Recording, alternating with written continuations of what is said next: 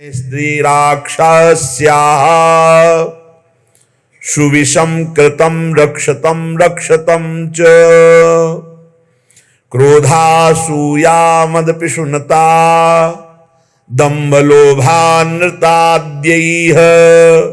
बृंदाटव्या विरह भयतो रक्षतं न्यून भावात् राधा कृष्णौ निज करुणया सर्वतो रक्षतम माम रक्षतम रक्षतम। मेरी रक्षा करो रक्षा करो। किससे? बोले इस बुद्धि रूपी राक्षसी से। इसने सुविषम, दिखते सुंदर हैं भोग लेकिन बहुत कटु दुखदायक है, विषम है। फंसा दिया इस बुद्धि ने, बहुत दुष्ट है। ये राक्षसी है बुद्धि। जब तक प्रभु के चिंतन में नहीं लगती तब तक ये आसुरी बुद्धि बनी रहती है। हमारी बुद्धि किसी भी माता बहन पर जब दृष्टि जाती है तो भोग बुद्धि हो जाना, ये राक्षसी बुद्धि है। श्रीपाद कह रहे हैं स्त्री राक्षस्याः सुविषम कृते रक्षतम रक्षतम च। रक्षा करो हे राधा कृष्ण, हमारी रक्षा करो। ये बुद्धि माताओं बहनों के प्रति राक्षसी भाव को प्राप्त हो रही।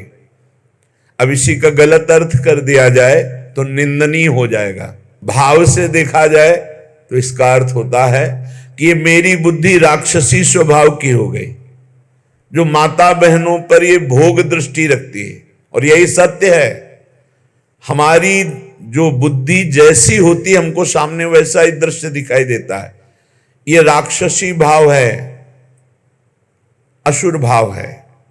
आसु कहते हैं प्राणों को, जो केवल प्राणों के ही पोषण में लगा हुआ है, केवल इंद्रिय सुखों के ही भोगने में लगा हुआ है, वो असुर भाव को प्राप्त है, वो राक्षसी बुद्धि है।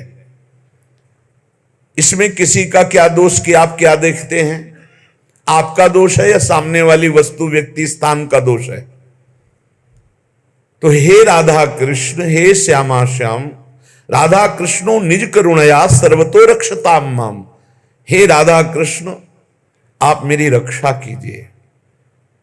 सुविषम कृते रक्षतम रक्षतम च। क्या रक्षा हो जाएगी? मेरी बुद्धि का दर्शन ठीक हो जाए। ये जो बुद्धि निश्चय कराती है ना, बहुत गलत निश्चय कराती। इसमें सुख, इसमें सुख, इसमें सुख, धिक्कार है। भगवान की कृपा से दिव्य मानव देह प्राप्त करके दिव्य आध्यात्मिक सुख प्राप्त करने की लालसा रखनी चाहिए, ना कि भोग दृष्टि से देखना चाहिए। हे प्रभु मेरी रक्षा करो, मेरी बुद्धि शुद्ध हो, नहीं तो दुर्गति पक्की है, पक्की दुर्गति है। फिर जब काम अपना अधिकार जमा लेता है हृदय में, तो क्रोध का तांडव शुरू हो जाता है। नाक में गुस्सा रहता है। छोटी छोटी बातों में वो अपने पूज्य जनों को भी कटु वचन, कठोर व्यवहार, हिंसादि भी कर सकता है। जैसे बड़ा भ्राता पिता के तुल्य होता है, पिता माता ये भगवान के तुल्य होते हैं, पर क्रोधी पुरुष इन पर भी हाथ उठा देगा, इनको भी अपमानित कर देगा। हो सकता है क्रोध ज्यादा बढ़ जाए तो हिंसा भी कर सकता है। ये राक्षसी बुद्धि के लक्षण हैं, जो माताओं बहनों में काम भाव देखना और क्रोध करना। ये क्रोध बहुत बड़ा अनिष्टकारी। कभी किसी का क्रोध से मंगल नहीं हुआ, कभी किसी का मंगल नहीं हुआ। क्रोध को क्षमा के द्वारा नष्ट करना चाहिए। नाम जप से ऐसा धैर्य धारण करना चाहिए, जो आपके प्रति अपमान की क्रिया, प्रतिकूल क्रिया, तिरस्कार क्रिया, अहित क्रिया करे, उसको भी क्षमा कर दो। क्षमी अद्वेष्टा सर्वभूतानां मैत्रा करुण एवच निर्ममो निरहंकारां सम दुखा सुखः क्षमी। क्षमी, क्षमावान। क्षमावान बलवान होता है, क्रोधी बलवान नहीं होता, वो कमजोर होता है। क्षमावान बलवान होता है। क्षमा के द्वारा क्रोध का नाश करो। प्रिया प्रीतम के स्मरण से, उनके चरणारविंद के चिंतन से, उनकी लीला गायन से अपने बुद्धि को इतना परिपक्व करो कि अगर गृहस्थ हो तो अपनी पत्नी के सिवा सर्वत्र जननी भाव हो, पूज्य भाव हो। प्रिया जो की सब सखियां हैं या स्वयं जगत अम्बा इन रूपों में विराजमान हैं। ऐसा पवित्र भाव करो। जैसे हम अपने घर में जवान बहन, जवान बेटी, जवान परिकर के साथ रहते हुए कभी दोष बुद्धि नहीं होती, कभी ये भाव ही नहीं आता ये स्त्री है, मेरी बहन, मेरी बेटी। ऐसे ही चराचर जगत का भाव बन जाए तो हमारी बुद्धि शुद्ध हो जाए। असूया, क्रोधासूया। असूया दूसरों के गुणों में दोष देखना, किसी भी व्यक्ति का छिद्रावेषण करना, इसमें क्या दोष है, ये देखने का अधिकार केवल गुरु को है या पूज्य जनों को है, वो भी अपने निज शरणागतों के, अन्य के नहीं। और वो भी उसे निर्दोष करने के लिए, निंदा या अपमानित अवहेलना करने के लिए नहीं। दूसरों के गुणों में दोष देखना ये सबसे बड़ी हानिकारक वृत्तियां हैं। ये जो वर्णन की जा रही है, माता बहनों में काम भाव और क्रोध भाव और दूसरों के गुणों में दोष देखना और मद, किसी भी प्राकृतिक वस्तु को लेकर के जो अहम वृत्ति प्रकट होती है उसे मद कहते हैं। ये मद नष्ट करने वाला होता है। जब मद होता है तो उसे कुछ सुहाई नहीं देता है, क्या करना चाहिए क्या नहीं करना चाहिए ऐसा अहंकारी पुरुष निर्णय नहीं कर सकता, वो तो पवित्र बुद्धि वाला निर्णय करता है। इसलिए अहंकार सर्वथा त्याज्य है, क्योंकि ये समस्त संस्कृति का मूल और दुख ही इससे प्राप्त होता है। जैसे क्रोध से हानि ही होती है, दूसरों के दोष देखने से अपने पुण्य ही नष्ट होते हैं, ऐसे अहंकार करने से नाश ही होता है, पतन ही होता है। और पिशुनता, दूसरे की चुगली करना, ये भगवत मार्ग में बहुत हानिकारक बात है। ये सुना ऐसा ऐसा ऐसा, और बड़े खुशी हो रहे हैं दूसरे की न्यूनता का वर्णन करके, दोषों का वर्णन करके, चुगली वर्णन करना। पिशुनता, दूसरे की बात किसी दूसरे से करना।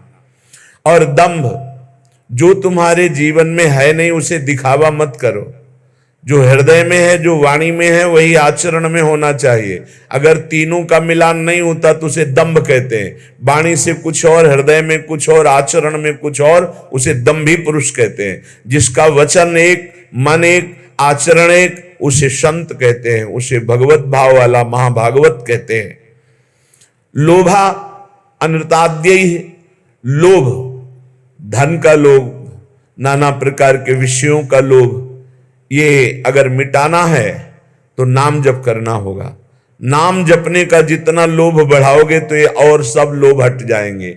लोभ पास जेहि गल न बंधाया, सो नर तुम समान रघुराया। और अनृत है, झूठ बोलना। झूठ बोलना बहुत सहज होता जा रहा है, इसीलिए भजन में बड़ी हानि, बड़ा निषिद्ध है झूठ बोलना। शास्त्र में बहुत इसे रोका गया है। आज तो झूठे ही लेना, झूठे ही देना, झूठे ही भोजन, झूठ चवेना, हर बात में झूठ बोल रहे लोग। झूठ को पाप ही नहीं समझ रहे, वाणी को शासन में नहीं ले रहे कि मुझे सत्य बोलना है, बस झूठ पे झूठ, जितना नाटक बोला जा सके, यहां तक कि अपने गुरुजनों से भी झूठ। अब इससे ज्यादा क्या होगा? संसार में एक जगह ऐसी है जहां झूठ वैसे तो कहीं नहीं बोलना चाहिए, पर किसी भी कारण से गुरुदेव से तो बोलना ही नहीं चाहिए। अगर गुरुदेव से झूठ बोला तो गुरु से कपट, मित्र से चोरी, या हो निर्धन या हो कोढ़ी। इस जन्म में नहीं तो अगले जन्म में तुम्हें कुष्ठ रोग होगा, गलित कुष्ठ होगा। गुरुदेव से अनृत बोलना, कपट करना, छल छुपाव करना, चलो इस जन्म में नहीं तो कल्याण तो नहीं होगा, मोक्ष को तो प्राप्त होगे ही नहीं, अगला जन्म जरूर कुष्ठी बनोगे, या फिर ऐसी दरिद्रता को प्राप्त होगे कि जो जीवन भर महान कष्ट देता रहे। अनृत बोलना, झूठ बोलना, क्यों बोलना? अगर हम गलत हैं तो फिर हमें दंड मिलना चाहिए, हमारा सुधार हो जाएगा, पवित्र हो जाएंगे। गलत नहीं है तो तुम जो सोचा करो, हम सत्य बोलेंगे। व्यापार आदि के लिए भी झूठ बोलने की कोई आवश्यकता नहीं, सब कोई जानता है मुनाफा के लिए व्यापार होता है। आप अपना नियत जो मूल्य है उसमें मुनाफा जोड़ करके आप बेचिए, झूठ मत बोलिए। झूठ बोलने से कोई व्यापार थोड़ी बढ़ जाएगा। अगर आप झूठ बोल करके पैसा कमा रहे तो परिवार में अशांति, क्लेश, दुख, नाना प्रकार की रोग विपत्तियां घेर लेंगी। सत्य मार्ग पर चलो। श्रीपाद कह रहे हैं, यदि इस जन्म में तुझे मंगल गति प्राप्त करनी है तो अपनी बुद्धि की राक्षसी प्रवृत्ति को रोको, माता बहनों के प्रति काम भाव मत करो, किसी से क्रोध से वर्ताव मत करो, दूसरों के गुणों में दोष दर्शन मत करो, अहंकार मत करो, किसी की चुगली मत करो, जो तुम्हारे जीवन में नहीं वो नाटक मत करो, दंभ मत करो, दिखावा मत करो, लोभ मत करो, झूठ मत बोलो। क्या होगा इससे? इससे आपके अंदर भगवत भाव जागृत होगा। ये नरक पहुंचाने वाले हैं जितने लक्षण हैं, अभी समझ में नहीं आ रहा है, आ जाएगा समझ में। जिस समय दंड विधान लागू होता है तब लगता है कि कभी कोई जिंदगी में पाप ना करे। जब शरीर पीड़ा से युक्त, मन खिन्न, नाना प्रकार की विपत्तियां घेर लेती हैं, बड़ी अव्यवस्थाएं, तब उस जीव को लगता है मृत्यु हो जाए तो अच्छा। तो क्या होगा? मृत्यु हो जाने पर तुम कोई सुविधा में पहुंच जाओगे क्या? भारी दुख। मृत्यु के बाद कोई सुख? अरे सुख तो इस मनुष्य शरीर में है। इस मनुष्य शरीर से परमात्मानंद प्राप्त कर सकते हो, अखंडानंद प्राप्त कर सकते हो, भगवत प्रेमानंद प्राप्त कर सकते हो। भूल गए विषयानंद में, और जब विपत्ति आई तब मृत्यु को मनाने लगे। एक एक चेष्टा का बड़ा बड़ा कष्ट है। श्री जैमिनी जी ने एक दिव्य पक्षी उनके सामने प्रकट हुआ। ब्रह्म ऋषि किसी भी रूप में अपने जनों को उपदेश देने के लिए प्रकट हो सकते हैं। चैतन्य तेजोमय पक्षी। तो जैमिनी जी ने पूछा कि आपके दर्शन से ही लगता है कि आप त्रिकालज्ञ हैं। जैसे पक्षियों में काकभुसुंड जी, गरुड़ जी, ये सब त्रिकालज्ञ सर्वज्ञ महापुरुष हैं। तो आप हमें ये बता सकते हैं कि जीव ये दुर्गति को प्राप्त क्यों होता है? चैतन्य घन परमात्मा का अंश अपने को आनंद की खोज के लिए भोगों में फंसा रहा है, ऐसा क्यों होता है? तो उस दिव्य पक्षी ने कहा, महर्षि, मैं आपके मन के संशय को देखकर ही पक्षी रूप धारण करके आया हूं। पूर्व काल में एक परम बुद्धिमान भृगुवंशी ब्रह्म ऋषि थे। उनके सुमति नाम का एक बहुत ही तेजस्वी पुत्र हुआ। जब वो बड़ा होने लगा तो वो शांत और जड़वत पागल, कुछ नहीं बोलना, एक शब्द नहीं बोलना। जब उपनयन संस्कार यज्ञोपवीत हुआ, ब्रह्म ऋषियों में होता है, तो पिता ने कहा, सुमते, आज तक मैंने तुमसे कुछ नहीं कहा, लेकिन अब तुमको गायत्री अध्ययन, मंत्र अनुष्ठान, वेदाध्ययन, ये सब करना होगा। भिक्षान्न से शरीर पोषण करो, गुरुकुल में वास करो, वेदों का अध्ययन करो, गायत्री अनुष्ठान करो, पूर्ण ब्रह्मचर्य, ब्रह्म तेज संपन्न हो, फिर गृहस्थाश्रम में प्रवेश करो और उत्तम धर्म का अनुष्ठान करके भगवत प्राप्ति करो। मनुष्य जीवन का यही लक्ष्य है। प्रथम चरण जिंदगी का जिसका ब्रह्मचर्य से जाता है, पूरा जीवन आनंदमय होता है।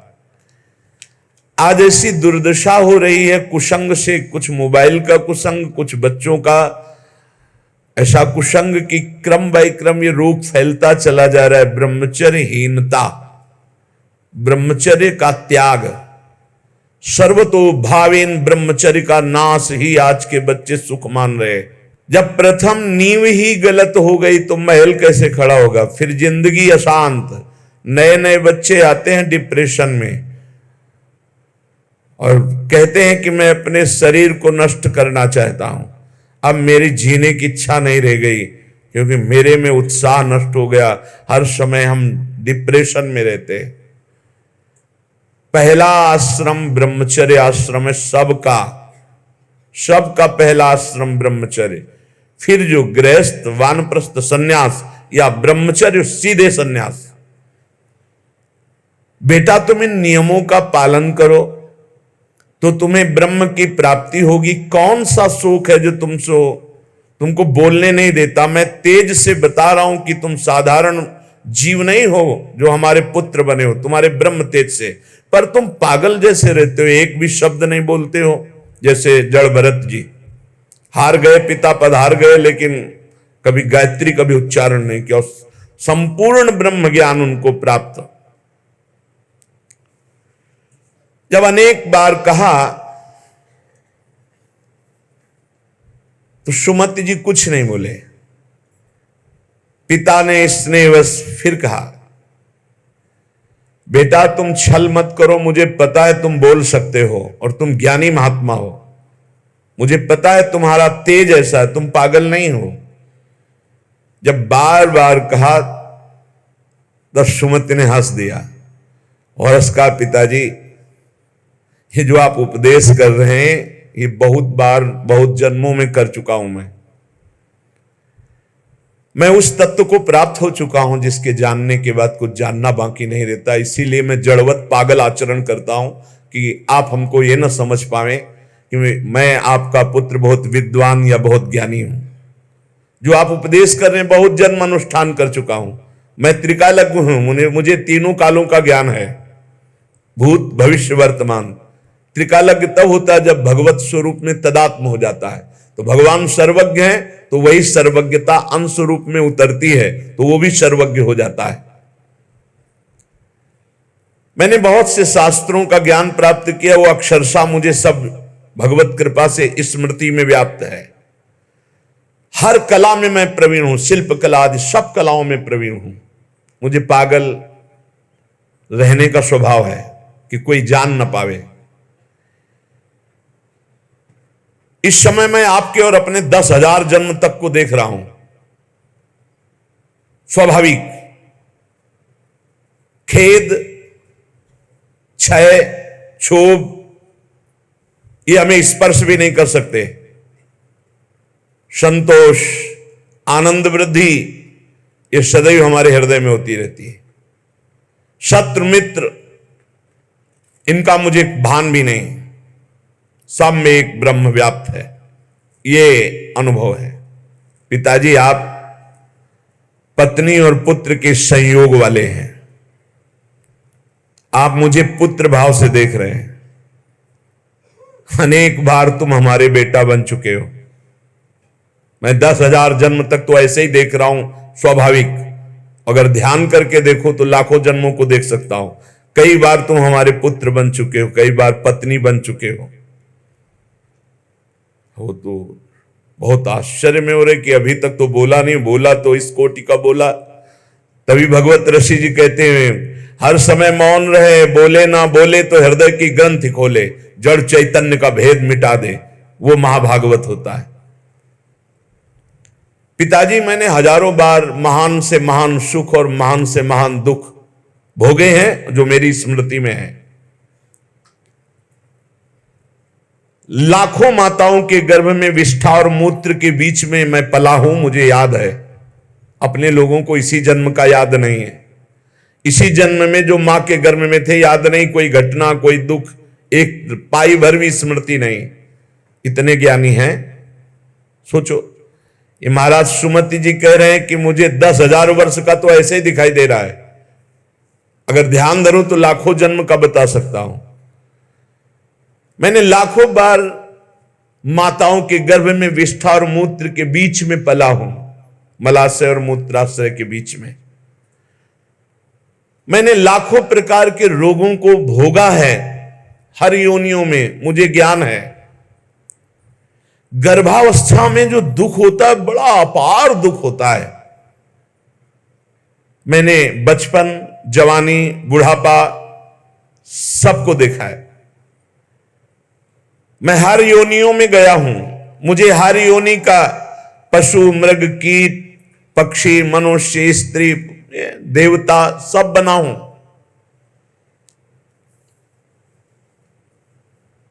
मैंने हर सुख को देखा है। स्वामी का सुख, भृत्य का, दास का, इंद्र का, दरिद्रता का। मैं कई बार स्त्री भी बना हूं, कई बार पुरुष भी बना हूं। मैंने सब सुख देखा है। आप जो पूछ रहे कि तुम जड़वत क्यों रहते हो, मौन क्यों रहते हो, मैंने सब देखा है। पिताजी राग, हर्ष, भय, उद्वेग, क्रोध, अमर्ष, वृद्धावस्था, मृत्यु, सबके दुख का मुझे ज्ञान है। जब इस तरह प्रसन्नता से हृदय भर गया पिता का कि मेरा जो अनुमान था कि तुम कोई बहुत बड़े महात्मा हो, तेजस्वी, तुम पागल का केवल स्वांग कर रहे हो, ये सत्य हुआ। मैं धन्य हुआ जो तुम्हारे जैसा पुत्र प्राप्त किया। उन्होंने विस्मय से गदगद वाणी में कहा, बेटा ये ज्ञान तुमको कहां से प्राप्त हुआ? मैं भी तो साधना करता हूं, मैं भी ब्रह्म ऋषि हूं।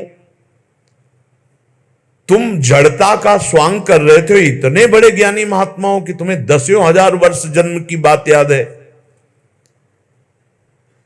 फिर तुम जड़ता का भाव धारण करके मेरे यहां जन्म क्यों लिया? जब इतने सिद्ध हो तो तुम्हें मुक्त हो जाना चाहिए। क्या किसी मुनि का शाप है या देवता का शाप है जो तुम हमारे यहां पुत्र हुए? ये ज्ञान तुम्हारा दिव्य है, तुम्हें मुक्त हो जाना चाहिए, तुम जन्म क्यों लिए? मैं ये रहस्य जानना चाहता हूं, बड़ा कौतूहल है मुझे।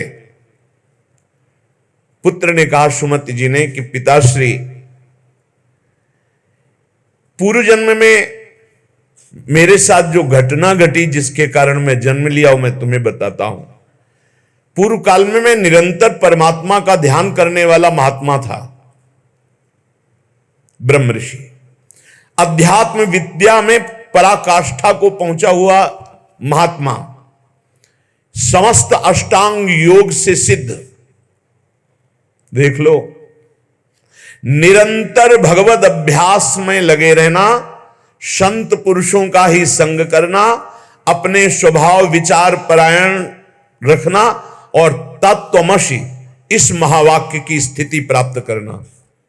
परमात्म तत्व में मेरी हर समय अभ्यास से स्थिति हो रही थी।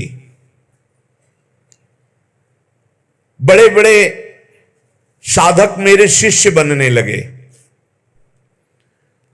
मैं बड़े बड़ों का प्रश्न का संदेह निवारण करता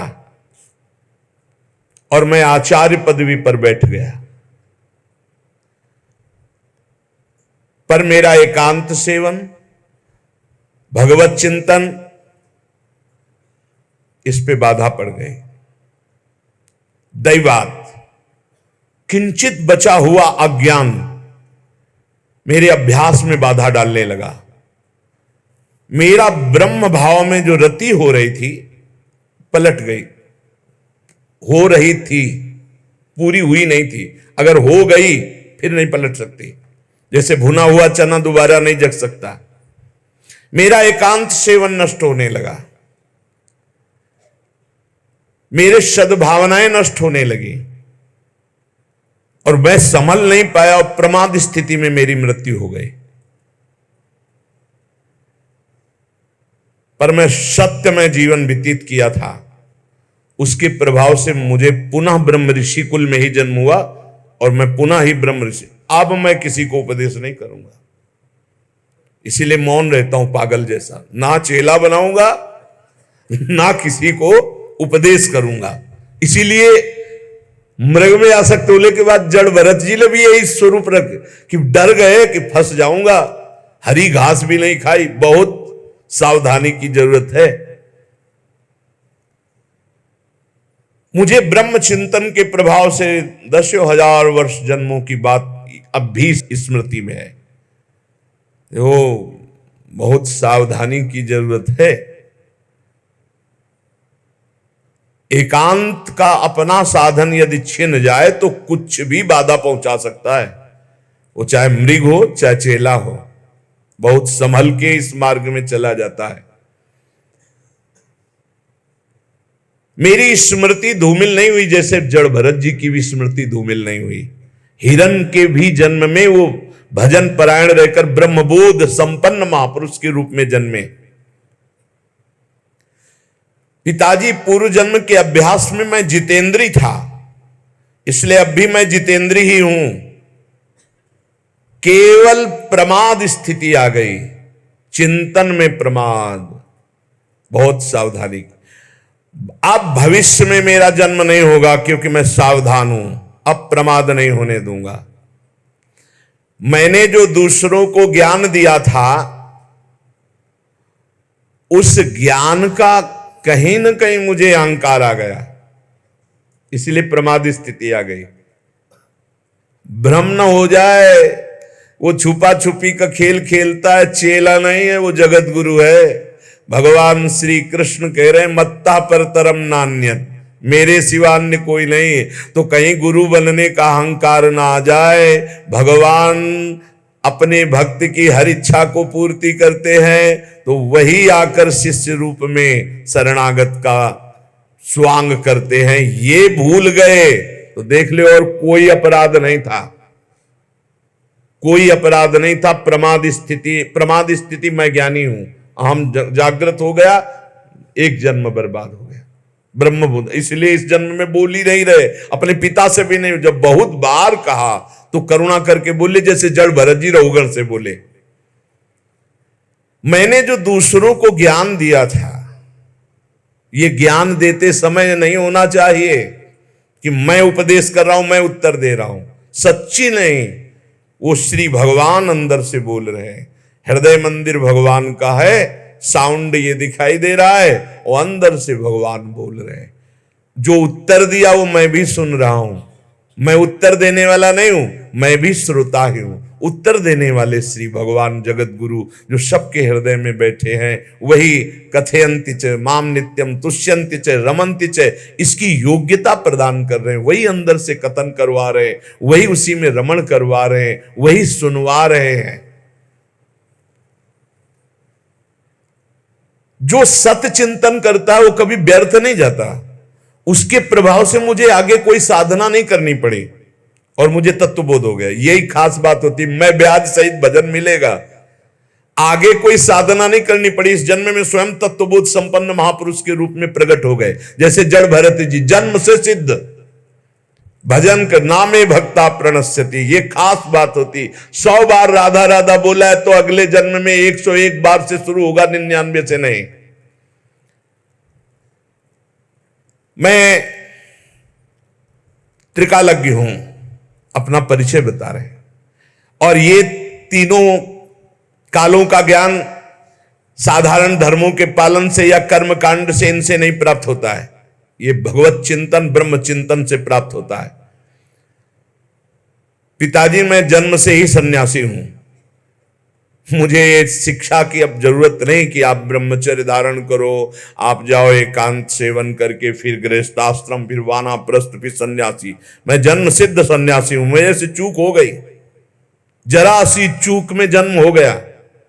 हिरन में आसक्त, जरा सी चूक में, बहुत बड़ा गेम है ये, चूक नहीं होनी, ये खेल है, चूक नहीं होनी चाहिए। अच्छा, खास बात देखो, चूक कहां हुई है। और जब भगवान की शरण में होता है तो भगवान कह रहे अंतिम चूक को मैं सुधारता हूं। इसीलिए सर्वश्रेष्ठ भगवान की भक्ति है, शरणागति है। हे, इतने बड़े महात्मा की चूक हुई और अगला जन्म हुआ और जीवन भर वैश्यागमन करता रहा। अंत समय नारायण बुलाया तो परम पद पहुंच गया। पुत्र के बहाने नारायण बोले, भगवान नाम, इसीलिए हम नाम जप की महिमा को बार बार गाते हैं। मैं क्या हूं इसको छोड़ो, आप क्या है प्रभु, मैं समझ गया। राधा राधा राधा राधा राधा राधा, परम पद मिल गया।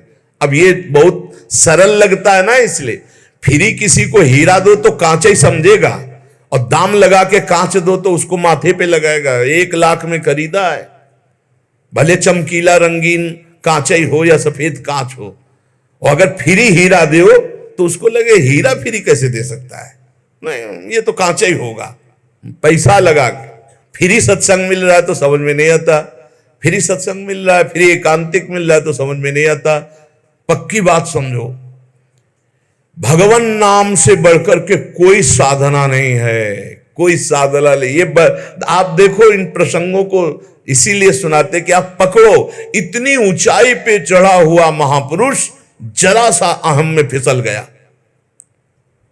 और भगवान का भक्त जो भगवान का शरणागत है, तो भगवान कहते हैं अंतिम समय उसका स्मरण मैं बनता हूं, मैं स्वयं उसका स्मरण बनता हूं।